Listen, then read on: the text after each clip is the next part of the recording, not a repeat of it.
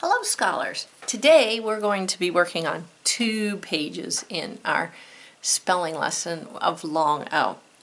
Looks like we have a friend here today. It's not Toad. It's not the people looking for Toad. This looks like John Henry. Hi John, how are you doing? Looks like he's going off to dig a tunnel or break up a boulder, or maybe just fell some trees and chop some wood for his dad and his mom. Who knows what good deed John Henry's going to do today. Well, John Henry, be safe, work hard. Always, always. It's funny, we have all these visitors in our spelling books. I guess they like the limelight of the camera. All right, we're going to do 2 pages. This one's really short, so I figured we could also do our vocabulary page. But let's take a look at this page. This is breaking the words up into syllables. You can read harder, long O words by dividing them into syllables. I don't know if you ever thought about that before, but when you divide words into their syllables, they're often easier to read. So let's take a look and see if it will help us break up multisyllabic words or words with many syllables. Let's see. Can you read these words fast? I don't know. Let's try it. Yellow, arrow, pillow, fellow, window, shallow, narrow, elbow, holler, hollow, and tomorrow. Not too bad. First, so we got lots of things. First, we're going to underline the vowels. Next, we're going to divide the words between the middle consonant letters. And then last, we're going to box in the syllable chunks. So when you divide the word, you end up with a syllable or a chunk, a part of the word. So when it's a syllable chunk, it just means that part of the word, that chunk of the word. So we're going to underline the vowels. We all know that every syllable has to have a vowel. So if we have 2 syllables, we're going to have at least 2 vowels. All right, so just like they did in yellow, yellow, there's the E and there's the O. So they underlined them. And then we're going to divide the words between the middle consonants. So you see there were 2 L's. So we're going to put a dividing line right between those 2 L's. Divide syllables a lot during breaking apart consonants. So yellow. So we're going to put a dividing line, and then we're going to box each chunk in. Each part that's a syllable is a chunk. So that's all it means by saying syllable chunk. They could have just said syllable, box the syllables. That would have been okay too. They just called them chunks. So here's the first one, yellow. E and the O are underlined, divided it between the 2 L's, and they boxed them in. Let's do one together. Arrow. I see an A, so I'm going to underline the vowels, and I see an O. It doesn't say to underline the vowel pair, just says to underline the vowel. But I wonder if that should be the vowel pair. No, it just says vowel. Then I'm going to divide the word between the middle consonants. So here's the 2 consonants. So I'm going to make a dividing line right between the 2 R's. And then I'm going to box the syllable chunks. So I'm going to box in A, R, and I'm going to box in R, O, W. All right, let's do one more together. Let's do pillow. Pillow. All right, let's see. Underline my vowels, I and an O. Divide between the 2 middle consonants. So there's my L. Putting a dividing line between them. And then I'm going to box in the syllable chunks. Pill, low. Excellent. Now what do we do? Let's just jump down and look at this one. Window. There's no double consonant, but there's still two consonants together. So you're going to underline those vowels, and then you're going to divide between the N and the D. It's just not the same consonant, but it's still two consonants together. So don't let that trip you up, okay?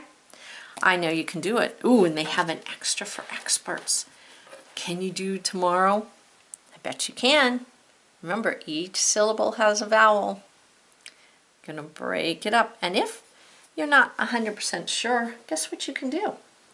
Look it up in the dictionary. It'll show you exactly where the syllable breaks are. All right?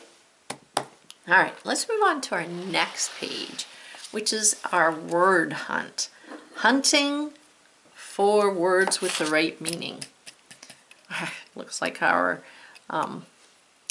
pioneer is off hunting for maybe some rabbit for rabbit stew, or hunting for the safest place to cross the river. Keeps losing his bedroll there. All right, Pioneer, we got work to do, so you're going to have to hunt on your own. All right, so let's take a look and see what are we going to do today. We are going to hunt, word hunt. He's got our binoculars out, hunting down for the right words.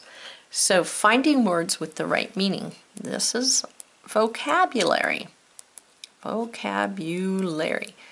Do you know what those words mean and how to use them in a sentence?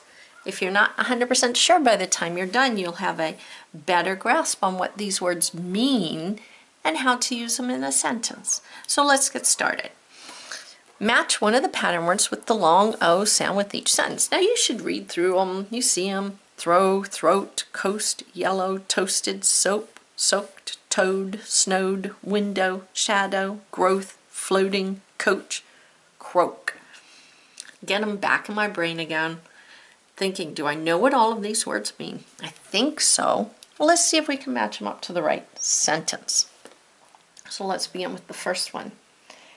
A is an animal that looks like a frog but lives on land. Looks. He looks like a frog. I think I know what it is. An animal that looks like a frog is a toad. Is toad one of our words? Yes, it is right there. It's also the name of our puppy dog who's been visiting us. Toad, you have to get out of our page. Oh my goodness, I'm going to have to get these toys. They're all over the place. So Toad, put a little mark by it, says I've used it. And I'm going to see it, say it, hear it, write it right here. Ready, begin. T-O-A-D. Toad. And I put a little mark by it. A toad is an animal that looks like a frog but lives on land. Sounds great. Let's do another one. You're blank when you are on top of the water and don't sink. Well, what is it called when you're on top of the water? You're in the swimming pool. You're not sinking. What are you doing? That's right, floating. So you're floating. Except floating, there it is. You're floating when you're on top of the water and don't sink. It is one of our words. So I'm going to write it right there. I'm going to see it, I'm going to say it, I'm going to hear it, and I'm going to write it. You ready? You're floating. F-L-O-A-T-I-N,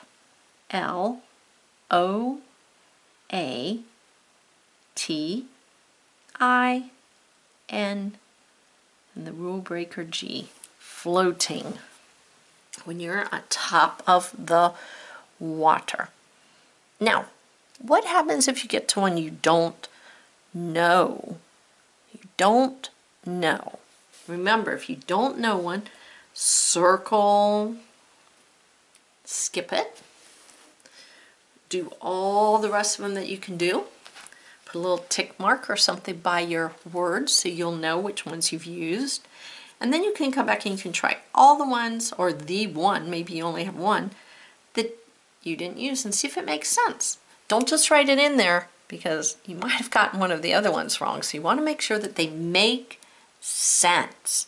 Write your sentence. It's got to make sense to show you understand what the word means. But if you get stuck, skip it. Do all the rest of them. Come back and try to do the one or the two you couldn't do. on your own.